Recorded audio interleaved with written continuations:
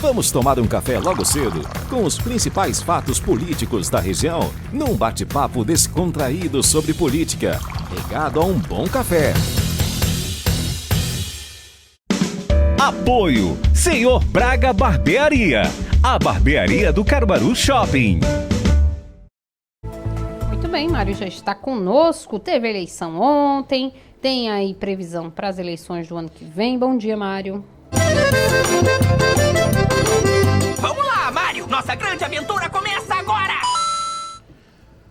Olá, bom dia a todos, Laís, bom dia a você, Bom né? dia. Pois é, ontem na cidade de Itacaimbó, né, aconteceu uma eleição suplementar para vereador, que não é uma coisa muito comum, né? Porque geralmente acontece eleição suplementar para prefeito, né? Só que lá em Itacaimbó, a chapa que teve o maior número de vencedores, né, foi a chapa do prefeito, inclusive apoiada pelo prefeito Álvaro Marques, ela acabou sendo cassada, né, pela questão da cota de gênero. Aquela história, né, botar mulheres laranjas, né, que mulheres que não têm condições de ser candidatas só para cumprir tabela. E aí o TRE identificou e houve a cassação toda a chapa. Como foi maioria da Câmara, né, que foram São 5, 9 e foram 5 que caíram, 5 né? que foram cassados, a chapa foi cassada, aí teve que ter uma nova eleição, porque é assim que termina, quando há um percentual desse. Então ontem foram eleitos Marquinho de Arlindo, do União Brasil, ele teve 882 votos, Lia Brauna, do União Brasil também, com 857, Clarice de Ramos, da Igrejinha, do PT, com 783, Nazaré de Cláudio, do Raio X, da União Brasil também, com 685, Murilo da Farmácia, do PT, com 598, Natson Nunes, também do PT, com 402, Vado Veneno, do PSB, com 387, Mardones Quaresma, do PT, com 347, e Júnior de Josilda, do União Brasil, com 316. O detalhe aqui desses votos aí, a Câmara acabou ficando do jeito que estava, pelo menos na composição de bancadas.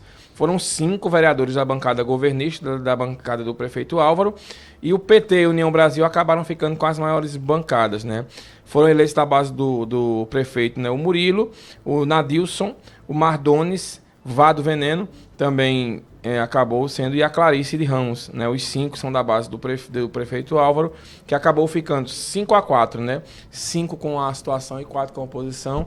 Então, mostrando que ano que vem nós vamos ter uma eleição dura na cidade de Itacaimbó. Álvaro já é reeleito, não pode concorrer, apesar de ser muito bem avaliado, mas essa eleição da Câmara, para mim, demonstra, né, que a cidade está um pouco dividida no que diz respeito à oposição e situação. O prefeito ainda não decidiu quem é que ele vai colocar, né, para ser o candidato dele. Ainda vai resolver isso ano que vem. E aí, né, ficam essas apostas. E também quem vai ser o nome da oposição para disputar essa eleição. E é bom lembrar que esse pessoal que foi reeleito, eles só vão cumprir até o fim do ano que vem, né? Até o fim do ano que vem. Né, dos 9 aí, 7 estavam na antiga Câmara, digamos assim. Então, só 2 novatos entraram. Então, acabou sendo, né, um resultado mais esperado. Agora, os 2 que perderam aí vão ter que se reorganizar, porque você perdeu o mandato faltando um ano para a eleição, é um negócio complicado. Mas, de fato, é que dá para dizer que todo mundo venceu lá em Itacaimbó, né? A situação venceu, que manteve os 5, e a oposição manteve os 4. Então, não ficou nenhuma coisa muito diferente uma da outra, não. Acredito eu que o prefeito vai tentar buscar nesses 4 aí da oposição, tentar buscar vereadores que possam, de repente, vir para a base dele e somar votos ali. Muito bem. E aqui em Caruaru, Mário Flávio? Laís, veio, aqui em Caruaru, né, a gente tem uma movimentação importante, né, que foi aí do fim de semana, né, do prefeito Rodrigo Pinheiro, que anunciou essa empresa que está chegando na cidade. Vocês, inclusive, trouxeram uma reportagem aqui. E eu fiz uma reportagem para o blog, né, mostrando a situação dos 23 vereadores. Como é que o governo está trabalhando, né? Como é que a gestão municipal está trabalhando nessa questão aí dos 23 vereadores? Está trabalhando em 3 blocos. Aqueles vereadores que têm 2.500 votos acima, né, que é um bloco de vereadores. Os que têm cerca de 2.000 e os que têm 1.600 votos. Aí, nesse primeiro bloco, eu coloquei os vereadores do Chapão, né, que são aqueles que têm acima de 2.500 votos. Bruno Lambreta, Leonardo Chaves, Lula Torres, Ricardo Liberato, Ranilson Enfermeiro e Edmilson do Salgado. Isso aí que são os da base do governo, né? Perpétua Dantas, Anderson Correia, Fagner Fernandes e Mérida da Saúde. No segundo bloco, que são aqueles vereadores que podem ter 2 mil, eu coloquei Aline Nascimento, que inclusive foi mãe esse fim de semana, Nelson Diniz, Jorge Quintino, Galego de Lages, Valima e o Cabo Cardoso. E aí, né, alguns vereadores me mandaram mensagem para mim e disseram, olha, o Galego de Lages, ele se enquadra no primeiro bloco, é aquele bloco que tem 2.500. O terceiro grupo será formado com os parlamentares que podem ter 1.600 votos. Aí tem Felipe José, irmão Ronaldo, Isaac da Saúde, Cátia das Rendeiras, eu coloquei aqui, porque na minha opinião, Cátia das Rendeiras vai ter dificuldade para se reeleger. Mano do Som, Maurício Cararu e o Carlinhos Jaceaca.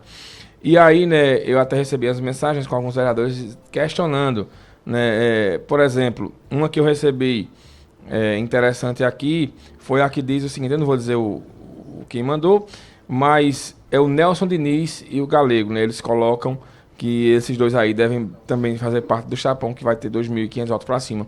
Enfim, tirando as questões pontuais, né, esses vereadores, a regra, a mini reforma eleitoral vai ser discutida essa semana na Câmara. Talvez mude alguma coisa, mas eu acho que não muito. Mas o fato é que na regra atual, ninguém pode ser eleito com menos de 20% do coeficiente eleitoral. O coeficiente eleitoral em Caruaru, ele gira em torno de 8 mil votos. Ou seja, para um vereador ou vereadora ser eleito, ele ou ela terão que ter 1.600 votos. Então, teoricamente, dá para todo mundo se reeleger. Teoricamente dá. Agora vai ter, por exemplo, Wagner de Santa Rosa vai ser bem votado. Tem ex-vereador que está trabalhando que vai ser bem votado também. Nós tivemos, por exemplo, 4 suplentes do PSDB que tiveram mais de 1.800 votos. Então, esse pessoal acredita que pode votar com chances, né, de ser reeleitos. Então, isso na teoria, porque lembrando que desses que eu citei aqui, por exemplo, o irmão Ronaldo ele foi eleito com menos de 900 votos. Com essa votação, ele nessa nova regra, ele não entra. Tem vereador aqui que foi eleito com 1.400, 1.300. Então, esses vereadores, todos eles, esses que foram eleitos com pouco voto, vai ter que subir a votação. E alguns vão ter que dobrar o número, né? Dobrar, como é o caso do irmão Ronaldo, praticamente vai ter que dobrar. Então, não vai ser uma conta fácil. Agora, para quem está no poder, é melhor de ser, nessa regra atual, de se reeleger do que quem está sem o mandato. Então, o grande trabalho do prefeito Rodrigo vai ser costurar esses acordos para colocar quem é que vai para o chapão, porque ele pode chegar para um vereador, uma vereadora e dizer, olha, você vai ficar no chapão. E a pessoa diz, não, vou não. No chapão eu não consigo a reeleição. E aí a pessoa até sair da base, alguma coisa. Eu acho difícil, mas para ele conseguir contemplar todos, não vai ser fácil, mas eu acho que ele vai tentar aí articular bem para fazer esses blocos, digamos assim, de vereadores. Tem um ano ainda para correr atrás desses votos, né? Mas para mudar de partido não tem um ano, é abril. Então tem que se organizar. Então, abril do ano que vem, abre a janela partidária e aí a gente vai saber qual vai ser o tamanho, por exemplo, do chapão. Por exemplo, hoje o PSDB e o Cidadania são um só, né, que são uma federação. Se a regra não mudar, né, que os deputados vão discutir essa semana, e a federação é das pautas, se a regra não mudar, então quem tiver no PSDB e Cidadania hoje estaria no chapão. Então seriam os vereadores que eu citei aí do PSDB, mais Aline Nascimento, Isaac da Saúde e Nelson Diniz, que são do Cidadania. Mas eles vão ter a possibilidade da janela partidária no ano que vem. Por exemplo, o PV, né, um partido que só hoje ele tem uma federação com o PT e o PCdoB. Então, teoricamente, a Perpétua vai buscar a reeleição dela com o auxílio de vereadores do PT que vão ser candidatos. Então, acabou não ficando uma situação tão ruim para a Perpétua.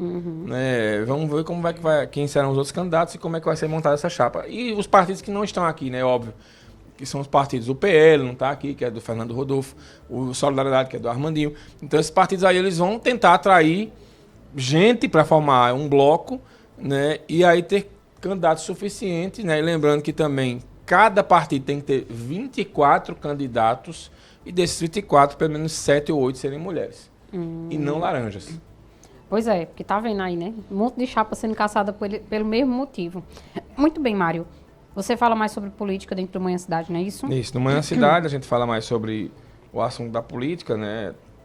Seguir repercutindo essas ações também, né? E lembrando que no Cidade Entrevista de hoje, o professor Marco Aurélio, ele recebe o deputado João Paulo Costa, que vem bater um papo aqui né, sobre a Assembleia e por aí vai. João Paulo Costa, lembrando, é o irmão do Silvio Costa Filho. Que está aguardando ser nomeado ministro. Isso. Né? Muito bem, Mário. Obrigada. Boa semana. Até amanhã. Valeu. O cafezinho. Vamos tomar um café logo cedo com os principais fatos políticos da região, num bate-papo descontraído sobre política, regado a um bom café. Apoio